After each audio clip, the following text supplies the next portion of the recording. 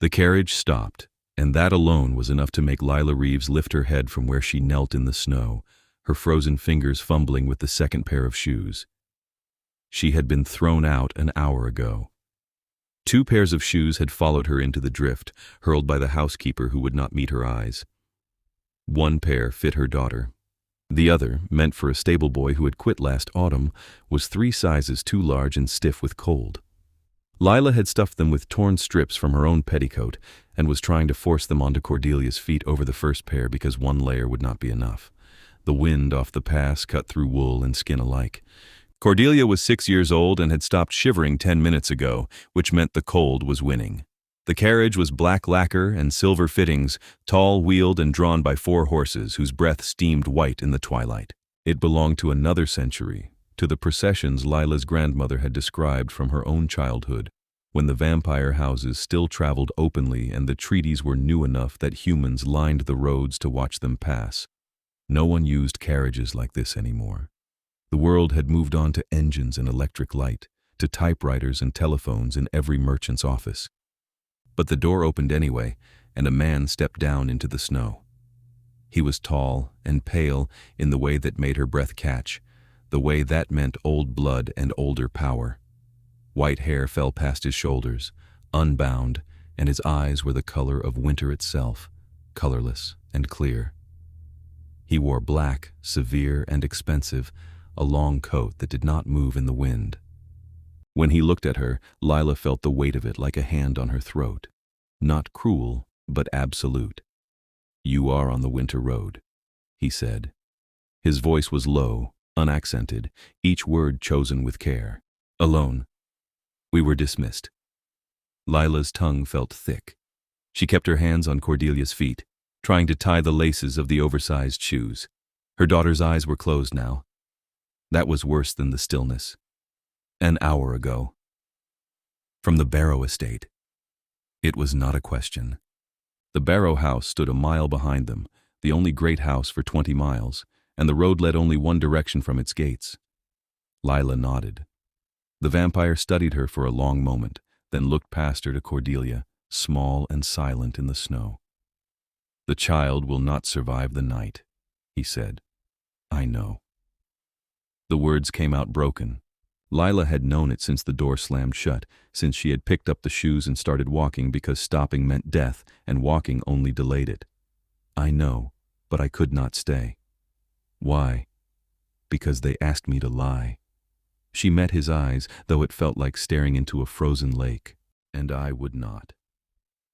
Something changed in his expression, subtle as a crack in ice. He stepped forward, moving with a grace no human could match, and knelt beside her in the snow. His gloved hand covered hers, stopping her clumsy work with the laces. "These will not hold," he said. "She will lose them before you reach the inn." "There is no inn for 8 miles. Lila's voice shook. "We will not make 8 miles. "No." He stood, lifting Cordelia with him as though she weighed nothing at all. Her head lolled against his shoulder, dark hair tangled and damp with snow. "You will not." Panic seized Lila's chest. She lunged to her feet, reaching for her daughter, but the vampire had already turned toward the carriage. "Please," she said. "Please, do not—" "I am taking her inside," he said, without looking back. "Where it is warm.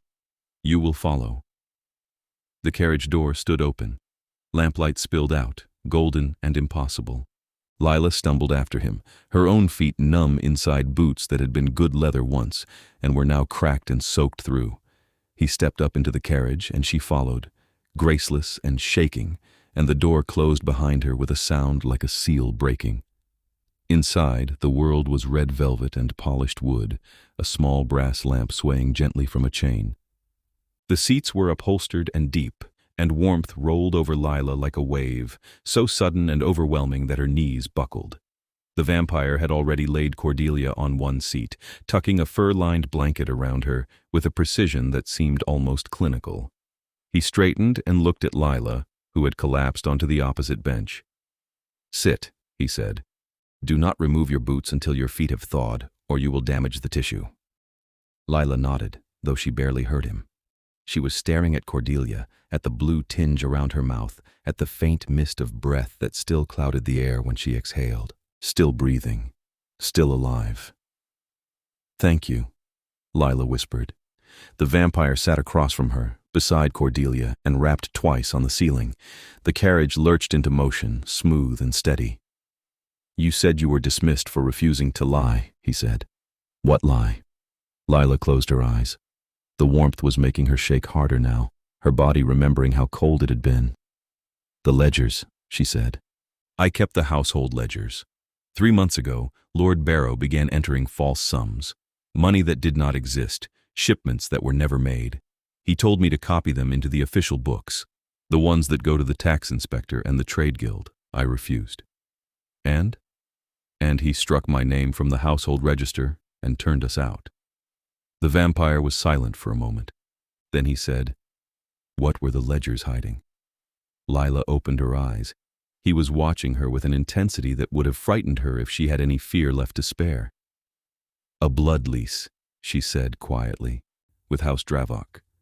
Lord Barrow was selling access to his tenants' children, not killing them, just leasing them. 3 nights a year, in exchange for gold and protection. The false ledgers hid the payments." The air in the carriage seemed to drop 10 degrees. The vampire's expression did not change, but something in the set of his shoulders, the angle of his jaw, became very still. "You are certain," he said. "I kept the books for 7 years. I know every line.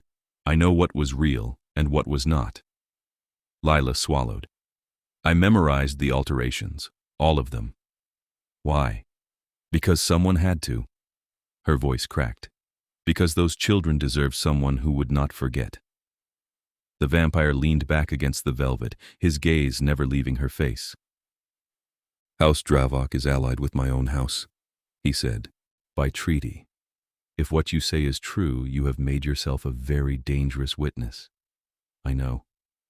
And yet you would not lie. No. Even for your daughter's sake." Lila looked at Cordelia, at the small chest rising and falling beneath the blanket. "Even then," she said. "Because what kind of world would I be saving her for, if I taught her that truth could be sold?" Silence filled the carriage, broken only by the creak of wheels and the muffled sound of hooves on snow. Then the vampire inclined his head, a single nod that felt like a verdict. "My name is Hadrian Corvin," he said. "I am the king of the northern houses, and this carriage is under my seal. You and your daughter are now under my protection." Lila's heart lurched. "Your Majesty," she said, and tried to rise to bow, but her legs would not hold her. "Do not." His voice was flat. "You will fall and injure yourself, and I have no interest in carrying 2 humans tonight." Despite everything, Lila felt a wild, broken laugh catch in her throat. She pressed her hand over her mouth and nodded, sinking back against the seat. "Thank you," she said again. I cannot repay. I am not asking for repayment." Hadrian's eyes were cold and clear as glass. "I am asking for your testimony. If House Dravok has broken the blood laws, I will see them answer for it. But I will need proof, and I will need a witness who will stand in open court and speak." "I will speak." Lila's voice was steady now, stronger than she expected. "I will tell them everything." Hadrian studied her for a long moment, then glanced down at Cordelia. "She is very young," he said quietly, "to have a mother so brave." "She is very young," Lila agreed, "to have lost so much already." "Her father?" "Dead, 2 years ago. A carriage accident on the East Road." Lila's throat tightened. "I have been alone with her since then." Hadrian said nothing. He reached out and adjusted the blanket around Cordelia's shoulders, his movements careful and precise, and Lila watched him with an odd sense of dislocation. She had heard stories all her life about the vampire kings, about their cruelty and their pride, about the blood tribunals and the endless wars between houses. She had never heard that they tucked blankets around sleeping children. The carriage rolled on through the snow. They reached Hadrian's estate 2 hours later, when the sky had gone full dark, and the stars were bright as ice. Lila had fallen into a half-doze, the warmth and exhaustion pulling her under despite her best efforts to stay alert. She woke when the carriage stopped, jerking upright with a gasp. "We have arrived," Hadrian said. He was exactly as he had been before, still and watchful, as though he had not moved at all in the intervening time. "Do not attempt to walk. Your feet are not yet healed." "I can walk," Lila said, but when she tried to stand, pain shot up her legs like knives and she bit back a cry.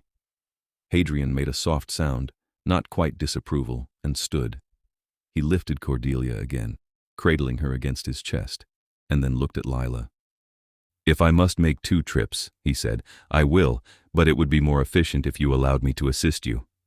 "I am not a child," Lila said through gritted teeth. "No, you are a woman with frostbite who is about to collapse in my carriage and make a spectacle of herself." He stepped down onto the gravel drive and turned back, waiting.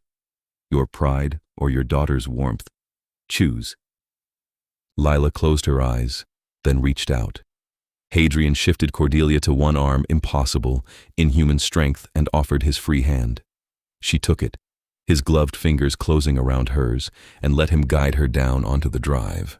Her legs screamed, but she locked her knees and stayed upright. The estate rose before them, all dark stone and tall windows, lit from within by golden light. It was not a castle, precisely, but something grander than a manor, a place built for power and meant to be seen. The front doors opened as they approached, and a woman in a severe black dress appeared, her white hair bound in a tight coil, her eyes sharp as flint. "Your Majesty," she said, and her gaze flicked to Lila and Cordelia with clinical assessment. "Shall I prepare the guest wing?" "Yes. 2 rooms adjoining. Have a fire laid in each, and send for the physician." Hadrian's voice was brisk, unreadable. "The child has been exposed to cold for over an hour. The mother has frostbite." The woman nodded and withdrew. Hadrian carried Cordelia inside, and Lila limped after him, every step a fresh agony. The entrance hall was vast, all marble and dark wood, a grand staircase sweeping upward into shadow. Hadrian took the stairs without pausing, his pace measured to match Lila's halting steps, and she followed with one hand on the banister, and her teeth sunk into her lip to keep from crying out. The guest wing was on the 2nd floor, down a long corridor lined with portraits. Hadrian pushed open a door and carried Cordelia into a room that was all soft blues and cream, a fire already crackling in the hearth. He laid her on the bed, tucking the blankets around her with the same meticulous care he had shown in the carriage, and stepped back. "Your room is through there," he said, nodding to a connecting door. "The physician will arrive within the hour. Do not leave this wing until I send for you." "Why not?" Lila asked. Hadrian met her eyes. "Because you are now a witness in a case against an allied house, and there are those in my court who will see you as a threat. Until I have made the situation clear, you will remain here, where I can ensure your safety." Lila swallowed. "I understand." He turned to leave, then paused at the door. "If you need anything," he said, "pull the cord by the mantle. Someone will come." "Your Majesty," Lila said, and he stopped, looking back. "Why did you stop? Your carriage. Why did you stop for us?" For a moment, she thought he would not answer. Then he said, "Because no one should die in the snow for telling the truth." And he left, closing the door behind him with a soft click. The physician came an hour later, a brisk vampire woman with silver hair and a bag full of instruments that gleamed in the firelight. She examined Cordelia first, her hands gentle but thorough, and pronounced her out of danger. "She will sleep for several hours," the physician said. "Let her. Her body needs to recover. Keep her warm, and do not let her walk until tomorrow evening." Then she turned to Lila, who was sitting in a chair by the fire, her boots finely removed, and her feet propped on a cushioned stool. The physician knelt and unwound the soaked stockings, her expression tightening when she saw the damage beneath. "You have frostbite on all 10 toes and both heels," she said. "It is not severe, but you will be in significant pain for the next several days. I will leave a salve. Apply it twice daily, and stay off your feet as much as possible." I need to walk, Lila said. I need to be able to move. You need to heal. The physician's tone was firm. If you push too hard, you risk permanent damage. His Majesty gave specific instructions that you were to be cared for. Do not make my task more difficult. Lila bit back a retort and nodded. The physician applied the salve, wrapped her feet in soft bandages, and left a small jar on the mantel before withdrawing. Alone, Lila sat by the fire and stared into the flames, her mind churning. She had walked into a new world tonight, one where vampire kings stopped their carriages in the snow and tucked blankets around human children, one where her testimony mattered enough to risk a treaty. She did not know what would come next, but she knew one thing with absolute certainty. She would not run, and she would not be silent. Cordelia woke near dawn, her eyes fluttering open in the gray light that seeped through the curtains. Lila was beside her in an instant, perched on the edge of the bed despite the pain in her feet. "Mama?" Cordelia's voice was small and hoarse. "I am here, darling." Lila smoothed her daughter's hair back, her heart clenching. "You are safe. We are both safe. Where are we?" "In a great house. A kind man brought us here in his carriage." Lila hesitated, unsure how much to explain. "We are his guests now." Cordelia blinked, her dark eyes still clouded with sleep. "The man with white hair?" "Yes. He carried me. He did." Cordelia was quiet for a moment, then said, "He smelled like snow." Lila felt a smile tug at her lips despite everything. "Yes," she said. "He did." They spent the day in the guest wing, resting and recovering. A servant brought food at midday: roast chicken and soft bread, vegetables and butter, a pot of sweet tea, and Cordelia ate with the desperate hunger of a child who had been cold and frightened for too long. Lila ate more slowly, her mind elsewhere. She kept waiting for Hadrian to send for her, to begin the questioning or the planning or whatever came next. But the afternoon passed in silence.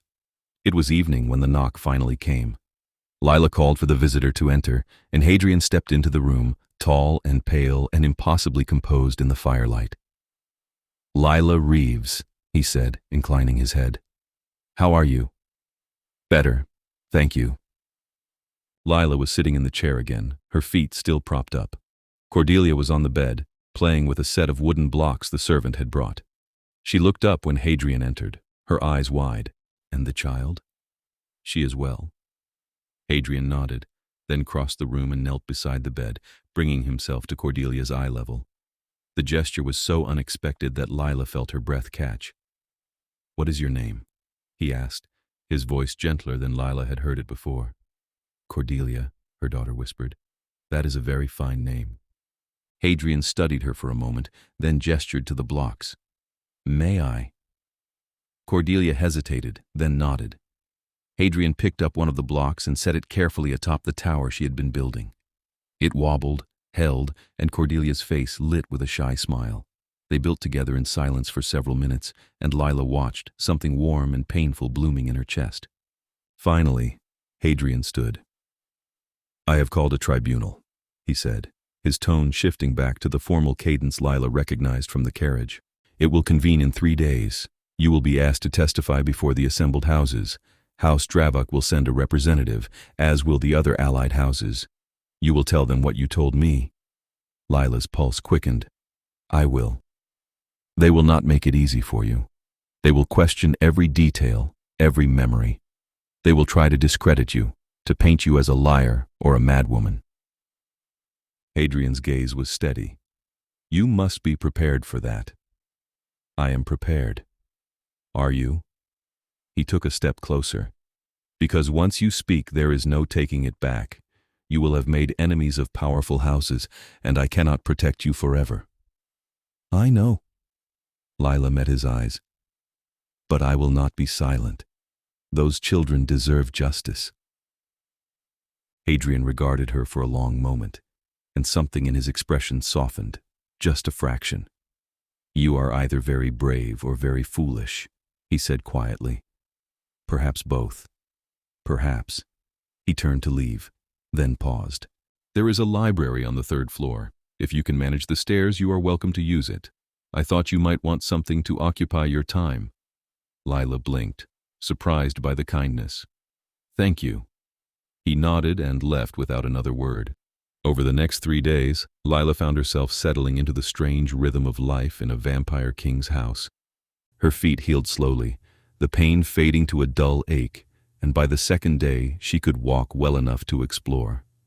She took Cordelia to the library, a vast room lined floor to ceiling with books, and they spent hours there, reading together by the tall windows while snow fell softly outside. Hadrian appeared each evening, always at the same time, always with the same measured courtesy. He would ask after their well-being, speak briefly about the tribunal preparations, and then stay just long enough to build another small tower with Cordelia before withdrawing. It became a ritual, unspoken but constant, and Lila found herself looking forward to it with an anticipation that troubled her. She knew what he was. She knew the stories, the blood and the danger, and the unbridgeable gap between their worlds. But she also saw the way he moved through his house, commanding and careful, the way his servants obeyed him without fear, the way he knelt beside her daughter and built towers from wooden blocks. She saw the man beneath the crown, and it terrified her more than any vampire ever had. On the third evening, Hadrian stayed longer than usual. Cordelia had fallen asleep on the sofa, worn out from a day spent exploring the gardens under the watchful eye of a servant, and Lila covered her with a blanket before joining Hadrian by the fire. "The tribunal begins tomorrow," he said quietly. "At sunset, you will be called to testify first. I am ready. Are you frightened?" Lila considered the question. "Yes," she said finally, "but not of the tribunal." Then of what? Of failing. Of speaking and not being believed, and having it all be for nothing. She looked at him, at the sharp lines of his face in the firelight. Of letting those children down. Hadrian was silent for a moment. Then he said, "You will not fail. I have seen your resolve. You will stand before the houses and you will speak, and they will believe you because you are telling the truth. How can you be so certain? Because I believe you." His voice was low, steady as stone. "And if I believe you, others will as well." Lila felt something tighten in her chest, warm and aching. "Why?" she asked. "Why do you believe me? You do not know me. You have no reason to trust me." Hadrian turned his gaze to the fire, his expression unreadable. "When I stopped the carriage," he said slowly, "and I saw you kneeling in the snow, trying to force 2 large shoes onto your daughter's feet, I knew 2 things. 1, that you were desperate. 2, that you were not defeated." He paused. "Desperation makes people reckless. It makes them lie, steal, betray. But you were not reckless. You were careful, methodical, even in the snow. You were trying to save her, not yourself. That told me everything I needed to know." Lila could not speak. She stared at him. This ancient, powerful creature who had somehow seen her in that moment and understood her in a way no one else ever had. "And," Hadrian continued, his tone shifting, becoming almost wry, "you told me you memorized the ledgers. No one invents that detail. It is too strange, too specific. A liar would have said she took the books with her, or copied them. Only someone telling the truth would admit to something so improbable."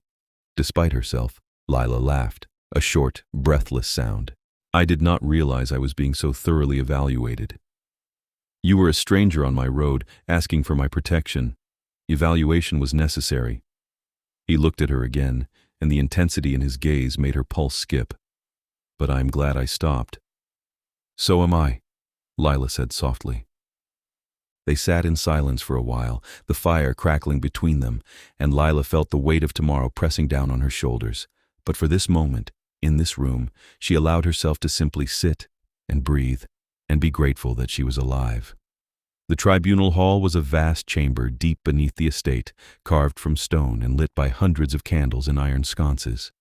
The ceiling arched high overhead, lost in shadow, and the floor was polished marble that reflected the flickering light.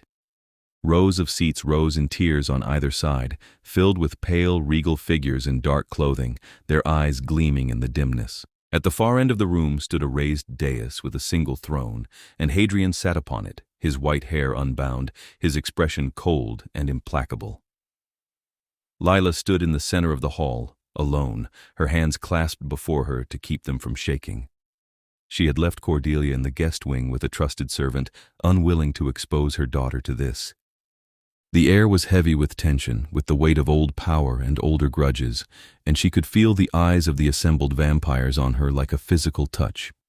Hadrian leaned forward, his voice ringing out clear and commanding.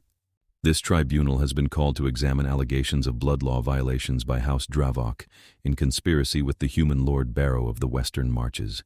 Lila Reeves, you have sworn to provide testimony. Speak. Lila took a breath, steadying herself, and began. She spoke clearly and calmly, recounting every detail she had memorized. The dates, the sums, the names of the children who had been leased, the payments that had changed hands. She described the false ledgers, the way Lord Barrow had ordered her to copy them, the way she had refused. Her voice did not waver, even when she saw the representatives of House Dravok shift in their seats, their expressions darkening. When she finished, silence filled the hall. Then a tall vampire rose from the Dravok section, his hair silver white, his eyes black as pitch. "This woman is a liar," he said, his voice smooth and cold. "She was dismissed for theft, not for refusing to falsify records. She has invented this tale to excuse her own crimes and to defame my house." "I was not dismissed for theft," Lila said, her voice steady. "I was dismissed because I would not lie."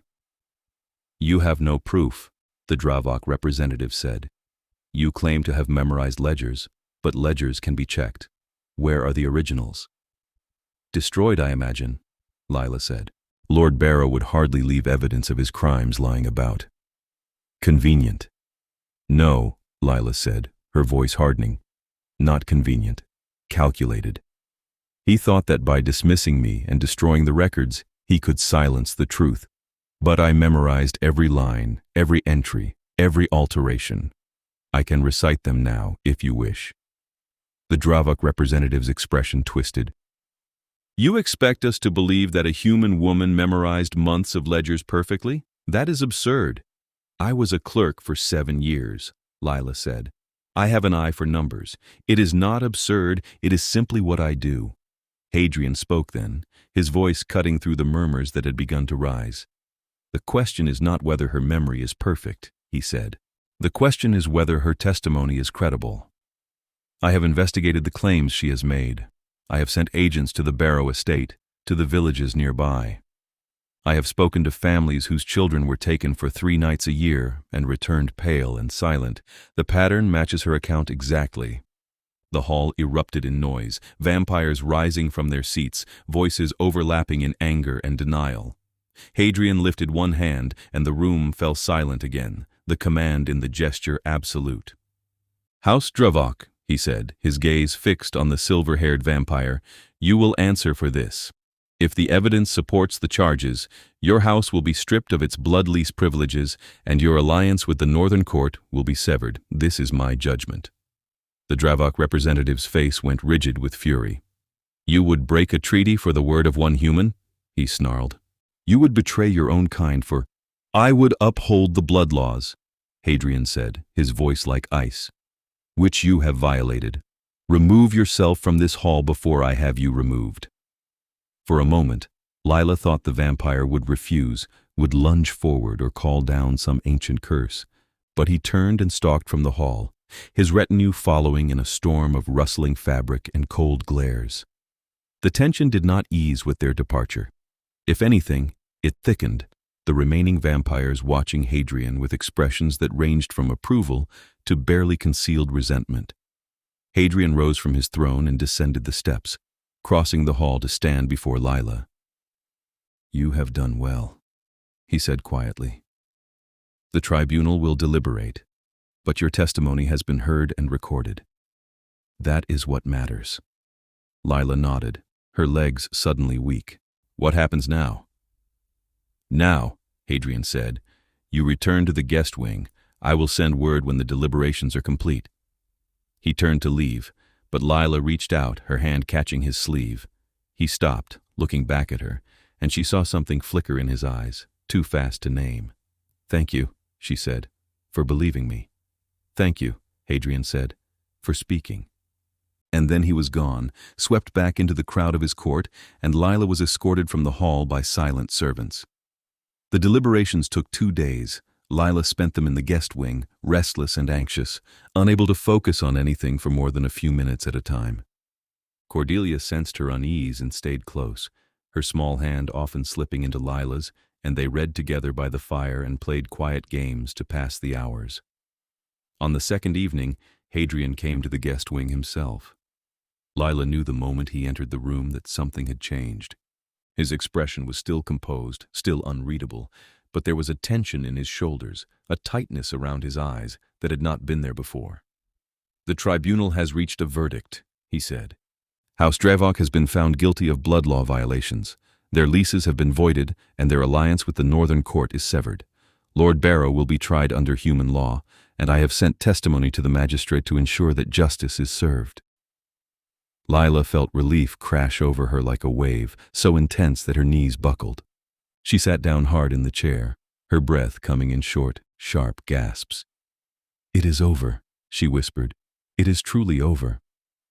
"Not quite," Hadrian said, and his tone made her look up sharply. "House Drevok has demanded restitution for the loss of their alliance. They claim that I acted improperly, that I allowed personal bias to influence my judgment." "Personal bias?" Lila's voice was faint. Hadrian's gaze met hers, and for the first time since she had met him, she saw something unguarded in his expression. "They claim that I have grown too close to a human witness," he said quietly, "that I have allowed sentiment to cloud my duty." Lila's heart stuttered. "And have you?" Hadrian was silent for a long moment. Then he said, "Yes." The word hung in the air between them, heavy and impossible. Lila could not breathe. She stared at him, at this ancient king who had stopped his carriage in the snow, who had carried her daughter up a staircase, who had believed her when no one else would. She thought of the evenings by the fire, the quiet conversations, the way he knelt beside Cordelia and built towers from wooden blocks. She thought of the way she had started looking for him each day, the way her pulse quickened when he entered a room, the way she had begun to dream of his voice.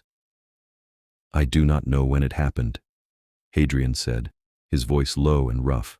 "I stopped the carriage because it was the right thing to do. I brought you here because you needed protection.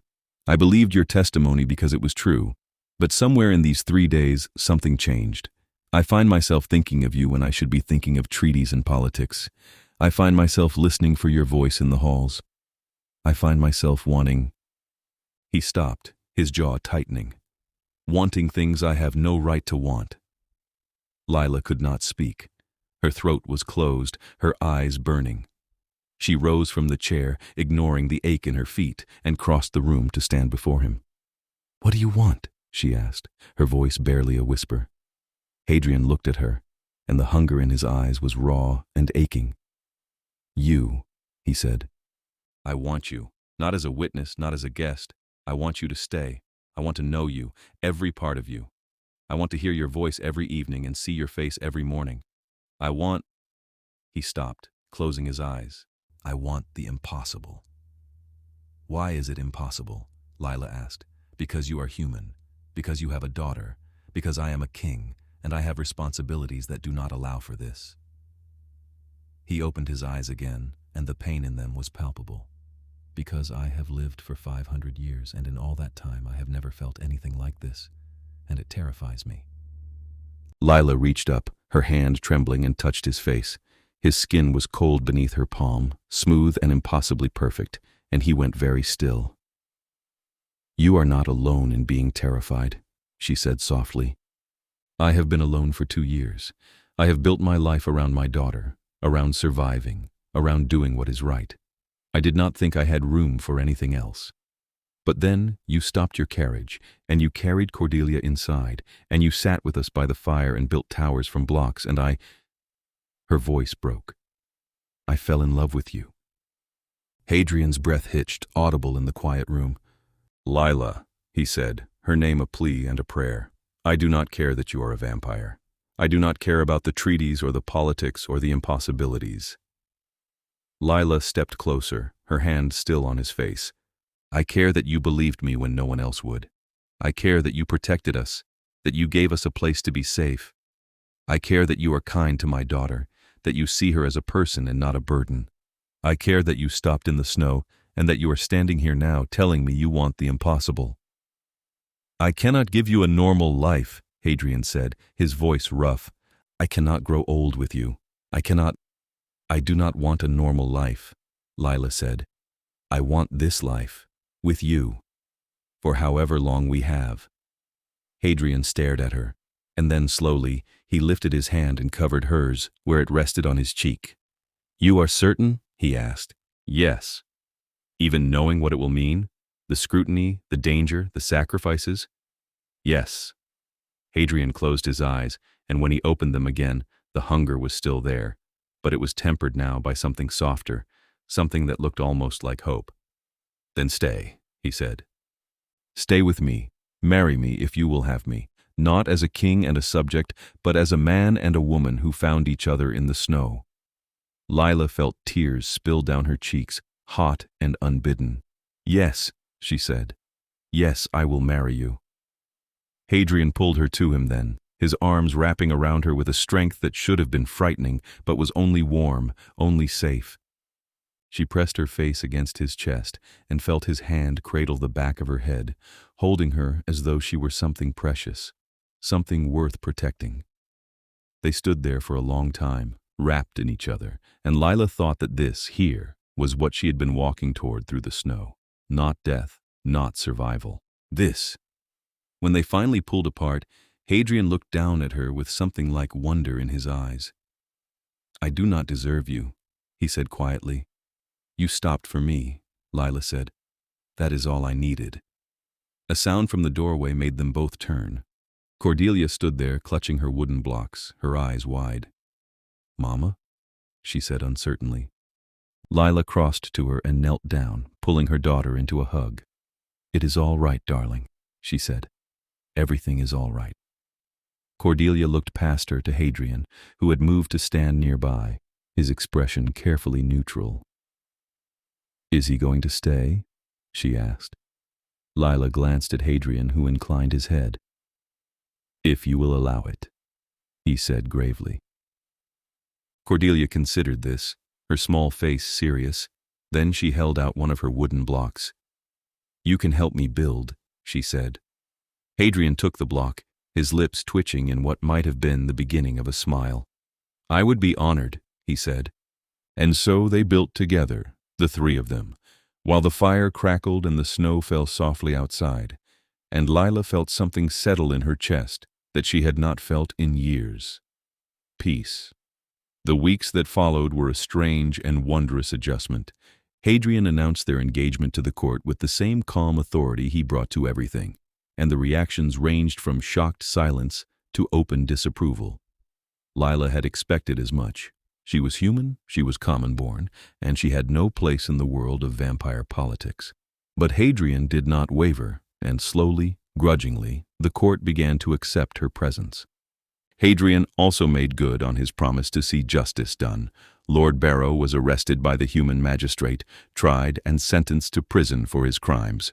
The children who had been leased were found and returned to their families, and House Dravok was formally stripped of its titles and holdings. The Northern Court made it clear that blood-lease schemes would not be tolerated, and the message rippled out through the vampire world like a stone dropped in still water. Through it all, Lila found herself growing into her new role. Hadrian had suggested that she take a position within his court, something that would allow her to use her skills and her determination for good. After much thought, she had accepted the title of Magistrate of the Winter Road, a newly created position that gave her authority to oversee the treatment of travelers and ensure that no one was left to die in the snow as she and Cordelia nearly had. It was fitting, and it was right, and it gave her a purpose beyond survival. But more than the politics, more than the titles and the justice, Lila found herself falling deeper in love with Hadrian with each passing day. He was not an easy man to know. He was reserved, cautious with his words, slow to show vulnerability, but he showed her, in small ways, who he was beneath the crown. He brought her tea when she worked late in the library. He listened when she spoke about her fears for Cordelia's future. He learned, awkwardly and with great concentration, to braid her daughter's hair, and though the results were lopsided and tangled, Cordelia wore them with pride. And at night, when the house was quiet and Cordelia was asleep, Hadrian would come to Lila's room and they would sit by the fire and talk about everything and nothing, about his long life and the things he had seen, the wars and the treaties and the endless grinding weight of leadership. About her short life and the things she had lost, her husband and her home, and the simple, ordinary dreams she had once held. They learned each other slowly, carefully, building trust the way Hadrian built towers with Cordelia, one block at a time. One evening, several weeks before the wedding, Lila asked him the question that had been weighing on her mind. They were sitting together on the sofa in her room, her feet tucked beneath her, his arm around her shoulders. "What will happen to me?" she asked quietly. "When I grow old and you do not?" Hadrian was silent for a long moment. Then he said, "I will love you for as long as you live, and I will mourn you when you are gone. That is the price I pay for choosing you." "It does not seem fair," Lila said, "that you should suffer for loving me." "Love is never fair," Hadrian said, "but it is worth it. You are worth it." He turned to look at her, his eyes steady and sure. "I have lived for 500 years, Lila. I have seen empires rise and fall. I have known power and wealth and every pleasure this world has to offer. But I have never known happiness, not truly, until I stopped that carriage and found you in the snow. Whatever time we have, however short or long, it will be enough, because it will be with you." Lila felt tears prick her eyes. "I wish I could stay with you forever," she said. "So do I." Hadrian's voice was rough. "But I would not turn you, even if you asked. Cordelia needs a mother who can walk in the daylight, who can grow old alongside her. I will not take that from her or from you." "I know," Lila said, "and I would not ask it of you." They sat in silence after that, holding each other as the fire burned low. It was not a perfect solution, it was not fair, and it was not easy, but it was honest, and it was theirs, and that was enough. The wedding took place on a clear winter night under a sky full of stars. It was a small ceremony, held in the estate's chapel, attended by a handful of trusted court members, and, at Lila's insistence, the families of the children who had been rescued from House Dravok's leases. Cordelia stood beside her mother as a flower girl, solemn and proud in a dress of dark blue velvet, and Lila wore a gown of ivory silk that Hadrian had commissioned for her, simple and elegant and perfect. Hadrian stood at the altar in black, his white hair bound back, his expression calm and steady. But when Lila walked down the aisle toward him, she saw his eyes widen, saw the faint intake of breath, and she knew that beneath the composure, he was as overwhelmed as she was. They spoke their vows in quiet voices, promises made not to a crowd, but to each other. Lila promised to stand beside him, to speak the truth even when it was hard, to love him for as long as she lived. Hadrian promised to protect her, to honor her, to cherish the time they had together, however brief or long. And when he kissed her, it was gentle and reverent, a seal on something that felt more sacred than any treaty. Afterward, there was a small reception in the great hall, with music and food and laughter that echoed off the stone walls. Lila danced with Hadrian, his hand warm on her waist, and she felt as though she were floating. Cordelia danced too, spinning in circles with the other children until she was dizzy and laughing, and Lila watched her with a heart so full it ached. Later, when the guests had departed and Cordelia was asleep in her bed, Hadrian led Lila to a set of rooms she had never seen before. They were on the top floor of the estate, tucked into a tower with windows that looked out over the winter landscape. The rooms were warm and softly lit, furnished in deep blues and silvers, and there was a fire crackling in the hearth. "I had these prepared for us," Hadrian said quietly, "a place that is ours, away from the court and the politics, a place where we can simply be." Lila turned to him, her heart overflowing. "It is perfect," she said. Hadrian stepped closer, his hands coming up to frame her face. "You are perfect," he said. "You are brave and fierce and kind, and I do not deserve you. But I will spend every day I have trying to be worthy of the gift you have given me." "You already are," Lila said, and then she kissed him, pouring everything she felt into it, all the love and gratitude and hope that had been building in her chest since the night he stopped his carriage in the snow. They spent their wedding night talking and kissing and holding each other by the fire, learning the shape of each other in ways they had not allowed themselves before. It was sweet and slow and achingly tender, and when they finally fell asleep in each other's arms, Lila felt as though she had finally come home. The years that followed were not easy, but they were good. Lila threw herself into her work as magistrate of the Winter Road, establishing wayhouses and shelters for travelers, writing new laws to protect those who were vulnerable, ensuring that no one else would be thrown into the snow as she had been. It was exhausting and often thankless work, but it mattered and she was good at it. Cordelia grew, as children do, becoming a bright and curious girl who asked endless questions and had her mother's sharp mind and her stepfather's quiet determination.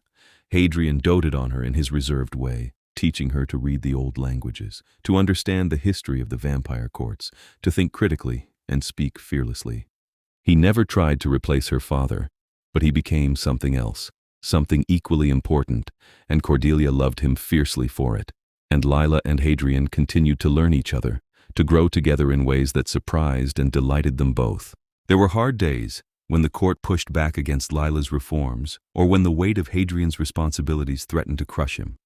There were nights when Lila woke in tears, haunted by the memory of the snow and the cold, and Hadrian held her until the fear passed. There were arguments and misunderstandings, moments when their different worlds seemed too vast to bridge. But there were also mornings when they woke tangled together, sunlight streaming through the windows, and Hadrian would press a kiss to her forehead and murmur that she was the best thing that had ever happened to him.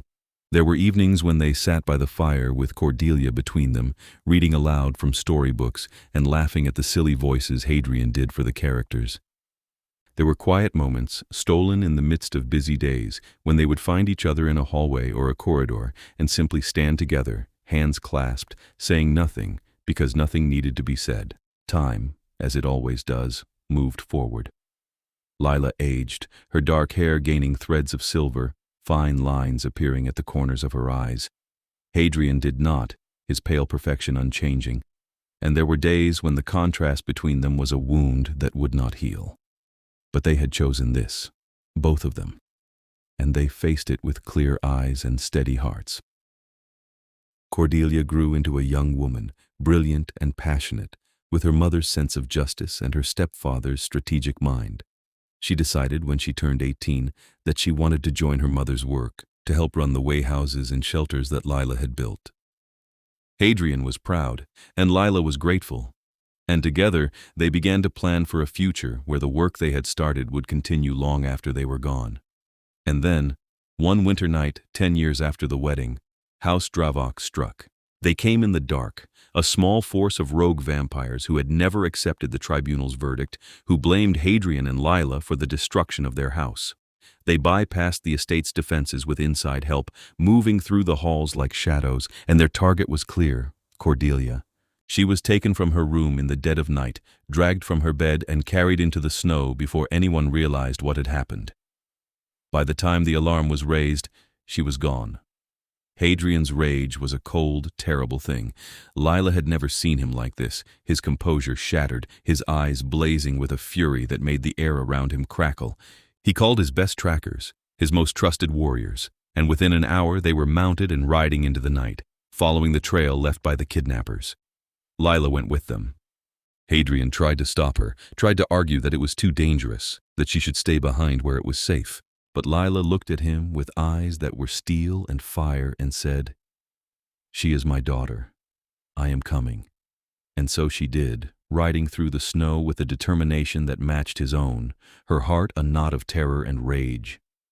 They tracked the kidnappers to an abandoned manor on the edge of the Winter Road, a crumbling ruin that had once belonged to House Dravok. The vampires had holed up inside, barricading the doors and preparing for a siege. Hadrian did not give them the chance. He and his warriors stormed the manor with a speed and brutality that left Lila breathless. She stayed close to him, a knife in her hand, useless but unwilling to be left behind. The battle was swift and vicious, the vampires fighting with the desperation of those who had nothing left to lose. But Hadrian was stronger, faster, and utterly ruthless, and within minutes the manor was his. They found Cordelia in a cellar, bound and gagged but alive, her eyes wide with fear and fury. Lila ran to her, cutting the ropes and pulling her daughter into her arms, sobbing with relief. Cordelia clung to her, shaking, and Lila held her and whispered that it was over, that she was safe, that she was loved. Hadrian dealt with the remaining kidnappers with cold efficiency. He did not kill them. Lila had asked him not to, had reminded him that justice, not vengeance, was what mattered. So he had them arrested, bound, and taken back to the estate to face trial.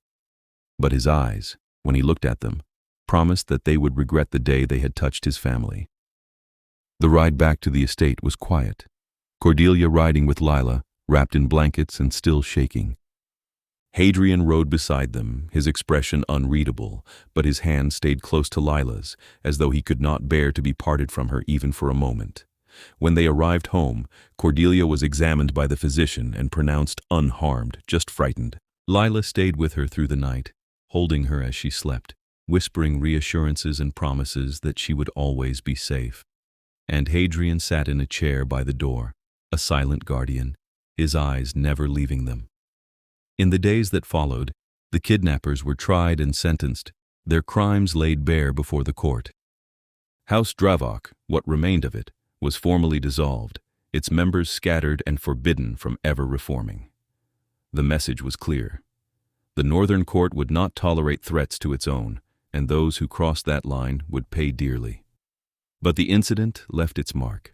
Cordelia was quieter after that, more cautious, and Lila saw the shadows in her daughter's eyes and ached for her. Hadrian, too, was changed. He became more protective, more watchful, and Lila knew that he blamed himself for not anticipating the attack, for not keeping Cordelia safe. One evening, when Cordelia had finally fallen into a restful sleep, Lila found Hadrian standing alone in the tower room, staring out at the snow-covered landscape.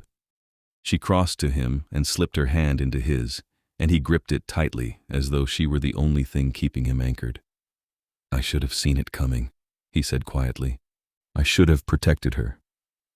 "You did protect her," Lila said. "You found her. You brought her home. She is alive because of you." "She was taken because of me." Hadrian's voice was raw. "Because I dared to love you, to bring you into my world, because I made enemies by choosing you." "And I would make that choice again," Lila said fiercely. "1,000 times over. You saved us, Hadrian. You gave us a life. Do not punish yourself for the actions of those who would do us harm." Hadrian looked at her, his eyes anguished. "I cannot lose you," he said. "Either of you. I cannot, you will not lose us." Lila reached up and pulled him down to her, pressing her forehead against his. "We are here. We are safe. And we are not going anywhere." Hadrian wrapped his arms around her and held her so tightly that she could barely breathe, and she held him back, pouring all her strength and love into the embrace. They stood there for a long time, wrapped in each other, finding their way back to solid ground. The years continued to pass, slower now but no less full. Lila grew older, her hair more silver than dark, her steps a little slower. Hadrian remained unchanging, but the way he looked at her never dimmed, never faltered. He loved her with the same intensity he had shown the night he stopped his carriage in the snow, and she loved him with a depth that grew with every passing year. Cordelia took over more and more of the work on the winter road, proving herself to be as capable and determined as her mother. She never married, choosing instead to dedicate her life to the cause they had built together, and Lila was proud of her beyond words. And then, one evening in late winter, Lila fell ill. It was sudden and swift, a sickness that the physicians could not name or cure. She grew weaker by the day, her body failing in ways that no medicine could reverse. Hadrian stayed by her side every moment, his hand holding hers, his voice a constant reassurance. "I am not afraid," Lila told him one night, her voice faint. "I have lived a full life. I have loved and been loved. I have seen justice done and wrongs righted. I have no regrets." "I have one," Hadrian said, his voice breaking, "that I could not keep you forever." "You kept me long enough," Lila said, and she reached up to touch his face, her fingers trembling. "You gave me everything I needed. You gave me love and safety and a purpose. You gave Cordelia a father and a home. You gave me a life worth living." Hadrian pressed his lips to her palm, his eyes closed. "I do not know how to exist without you," he said. "You will find a way," Lila said. "Because Cordelia will need you, and because there is still work to be done, still people who need protecting. You will go on, Hadrian. You will carry me with you, and you will go on." She died 3 days later, surrounded by the people she loved. Hadrian held her hand until the very end, and when her breathing finally stopped, he bowed his head and wept for the first time in 500 years. The funeral was held on the winter road, at the way house Lila had founded on the pass where she and Cordelia had been thrown into the snow all those years ago. It was a simple ceremony, attended by the family she had helped, the travelers she had saved, and the court members who had come to respect her. Hadrian stood at the front, his expression carved from stone, and spoke a eulogy that was brief and heartfelt and full of all the things he had never been able to say in life. Cordelia spoke too, her voice steady and strong, and she told the gathered crowd that her mother had been the bravest person she had ever known, and that her legacy would live on in every traveler who found shelter on the winter road.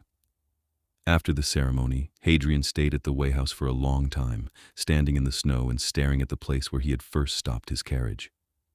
Cordelia came to stand beside him, slipping her hand into his, and they stood together in silence. "She loved you," Cordelia said quietly, "more than anything." "I know," Hadrian said, "and I loved her. I will always love her." "Then we will honor her," Cordelia said. "We will continue the work. We will make sure that no one is ever left in the snow again." Hadrian looked down at her, at this young woman who had become his daughter in every way that mattered, and he nodded. "Yes," he said, "we will." And so they did. Hadrian and Cordelia worked together to expand the way houses, to strengthen the protections for travelers, to ensure that Lila's vision lived on. It was hard, painful work, made harder by the absence of the woman who had started it all. But they persevered, because that was what she would have wanted. Years passed, decades. Cordelia grew old herself, her hair silver, her hands gnarled with age. But she never stopped working, never stopped fighting for the cause her mother had believed in. And Hadrian stayed beside her, unchanging and steadfast, a constant presence in a world that kept moving forward. When Cordelia finally passed at the age of 73, Hadrian buried her beside her mother at the way house on the pass. He stood between their graves and felt the weight of all the years, all the loss, pressing down on him. But he did not break. He had made a promise to Lila and to Cordelia, and he would keep it. He returned to the estate and took up the work again, training new magistrates, overseeing the way houses, ensuring that the winter road remained safe. He did it for them, for the two women who had changed his life in ways he could never have imagined. And he did it because it was right, because it was just, because it mattered. On quiet nights, he would stand in the tower room and look out at the snow, and he would remember the night he stopped his carriage. He would remember the woman kneeling in the snow, trying to save her daughter. He would remember the way she had looked at him, with trust and hope and a strength that had humbled him. He would remember the years they had shared, the love they had built, the life they had made together. And he would whisper her name into the darkness, a prayer and a promise, and he would go on, because that was what she had asked of him, and he would never, could never, deny her anything. The way house on the pass became a place of legend, a symbol of hope and justice for all who traveled the winter road. And in the book kept at the door, where every traveler's name was recorded, The first two entries remained unchanged, written in careful script. Lila Reeves and Cordelia Reeves. The women who had walked through the snow and lived to build something beautiful. And though Hadrian lived on, eternal and unchanging, he carried them with him always. In his heart, in his memory, in every decision he made and every life he saved. They were his light in the darkness, his reason to continue, his proof that love, however brief, was worth every moment of eternity. The snow fell softly on the winter road, as it always had and always would. But now, there were lights in the darkness, fires burning in wayhouses where travelers found shelter and warmth. And at the heart of it all, a vampire king who had learned to love and had been forever changed by it. That was the legacy of the woman thrown into the snow. That was the power of a mother's courage and a king's devotion. That was the story of Lila and Hadrian, and it would be told for as long as the winter road endured.